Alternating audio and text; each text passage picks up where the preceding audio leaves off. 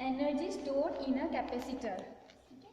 So now, how energy is stored? When we connect this capacitor with a battery, then this will get charged.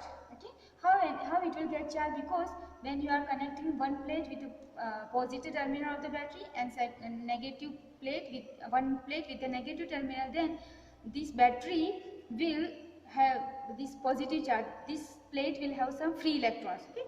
And these free electrons will get attracted towards this positive terminal of the battery. Then it will when it comes here, the battery will do some work, and when it comes here, it will, because of the negative charge, the electron will get repulsion and they will move towards this plate. Okay. So what happens, this will get positively charged, this will get negatively charged. The electron from here will start moving because of this positive charge attraction, and then it will move from here and it will get the repulsion and get accumulated on this plate. So this side will become positively charged, this side will become negatively charged. So in this process, what happens, this battery has got to do some work. It is trying to pull the electrons from here, and then from here it is pushing back. So the battery is doing some work, and that work done by this battery will be stored as the energy in this capacitor. Okay. So let us start it writing. The process of charging a capacitor is equivalent to that of transferring electrons from one plate to the other plate of the capacitor. Okay, as I said that when you are charging, the electron starts from here, moves here, and then again comes here. So it is transferring the electron. Transferring the electron means electron have got charge, so it is transferring the charge. In this process of charging, some work has to be done by the battery. Okay, and this charging is done by the battery, and the battery is doing the work of taking electron from one plate and transferring to the other plate. The work done is stored as the electrostatic potential energy in capacitor, and this is the energy stored in the capacitor as the electrostatic potential energy. Now suppose we consider that some intermediate transfer of the charge. Suppose dq, a small amount of charge, is transferred by the battery, then small work done by it.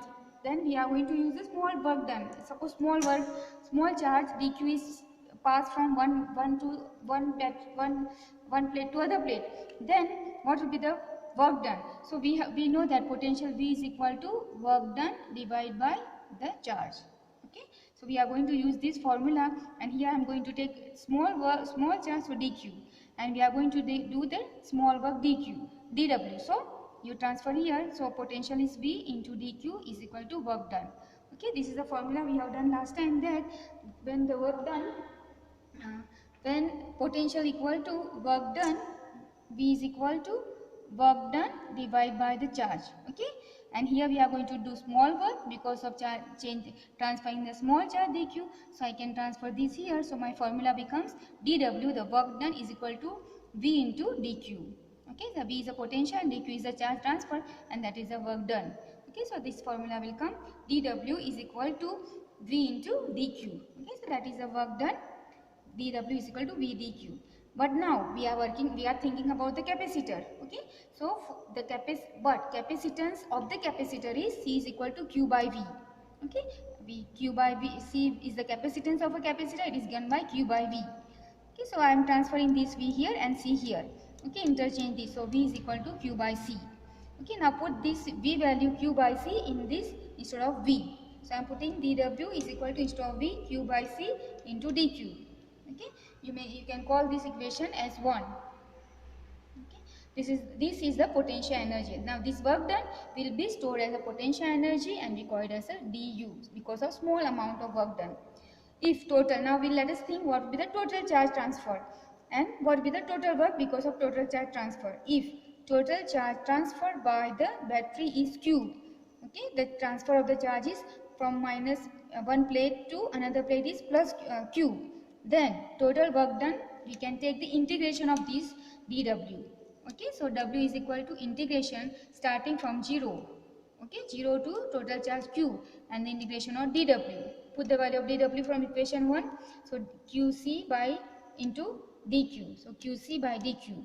Now c is the capacitance, which will be constant. So 1 by c you can take out of the integral. So it becomes 1 by c integral 0 to q, and here remains q into dq. Okay, now we are going to integrate this part. Okay, and I am going to use this formula, integration x power n ds is equal to x power n plus 1. Okay, this power is increased by 1, and denominator, okay, this denominator is also not x, it is n. Okay, n plus 1, and this will be n plus 1. Okay, so power will increase by 1 and denominator will be n plus 1. So this formula I am going to use for q. Now q power is 1. So q power is 1. So 1 plus 1. This 1 is from the formula, n is the power. So 1 is the power. So 1 plus 1 divided by 1 plus 1. So I have put here w is equal to this 1 by c is here, q power 1 plus 1 divided by 1 plus 1. Okay, using this integration result, and it is from 0 to q. The charge is from 0 to q. So q square divided by 1 plus 1 is 2. Okay, and 0 to q. Now we have to place first upper limit minus the lower limit. Okay, and this c2 is constant, so we can just take out with c. So u is equal to 2 by 1 by 2c, and q square minus 0 square. This 0 square we can cancel. So what you get is q square into 1 q square divided by 2c. So this is the energy stored. This is the work done which will be stored as the potential energy in the capacitor. Okay. Now this q value also we have got q is equal to c into v. Okay, that is the capacitor c equal to q by v. From there it comes q equal to c into v. So instead of q you are going to put cv. So it is square, so c square into v square. Okay, and this 2c is there. So 1 c you cut. So what you get here, c into v square divided by 2. Again from here I can put the value of c as q by c. So instead of c q by v. So c equal to q by v. You place here instead of c q by v. So I put c here q by v, and this v square is there and this 2 is there. So 1 v you cut. So here remains 2. That is 1 by 2. This remains q and here remains v. So we can combine all three formulas. Hence energy stored in capacitor u is equal to 1 by 2 q square c is equal to 1 by 2 cv square is equal to 1 by 2 qv. So according to the question you have to use the formula. If your charge and capacitance is given, then you use this first formula to find the energy stored in the capacitor. If you are given capacitance and the potential, then we use this formula.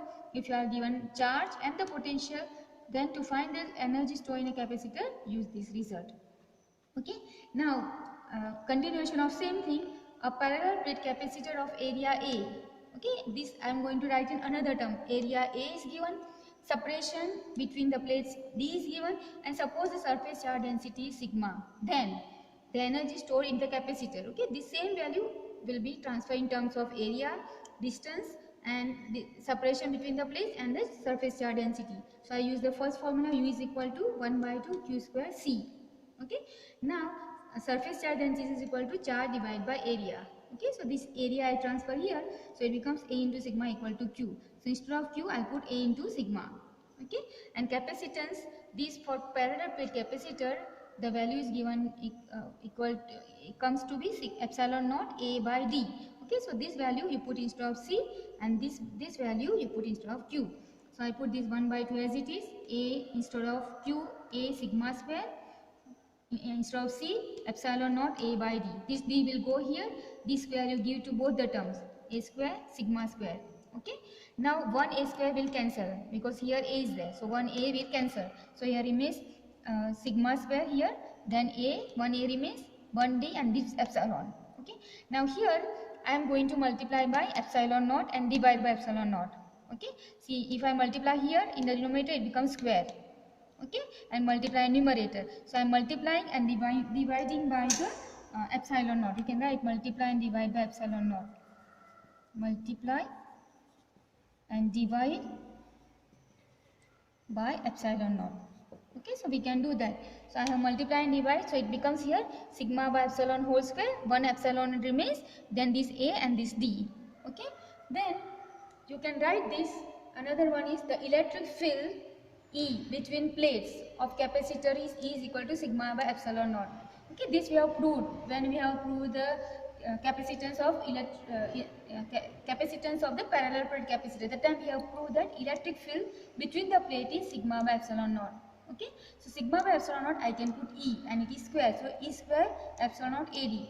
Now what do you mean? What is this AD means? AD means you can see that if you have got this is the area, plate positively charged, this is negatively charged. Okay, the area of this plate is A and the separation between these is D. then you can say it is area, this is the area and this is separation, so you can say that it is nothing but the volume. So A into D will become the volume of this region between this plate. Okay, so this A into D is nothing but the volume of the region between plates of the capacitor. Okay, so now we can say that energy, with this we are going to define, for this volume I am going to define one more quantity called energy density. So energy density is given by, energy density is the energy stored per unit volume of space. So I will consider this as a 1 unit. Okay, per unit volume means I consider this as 1. Therefore, energy density of electric field will be given as small u equal to 1 by 2 epsilon naught E square. Okay, taking this as 1. This is the energy density, that is the energy stored per unit volume of the space. Okay, so u is equal to 1 by 2 epsilon naught E square. This equation holds true for electric field due to any configuration of the charge. So we can say that this is not only for the capacitor, but this is also the configuration or depends on the electric field. Thank you very much.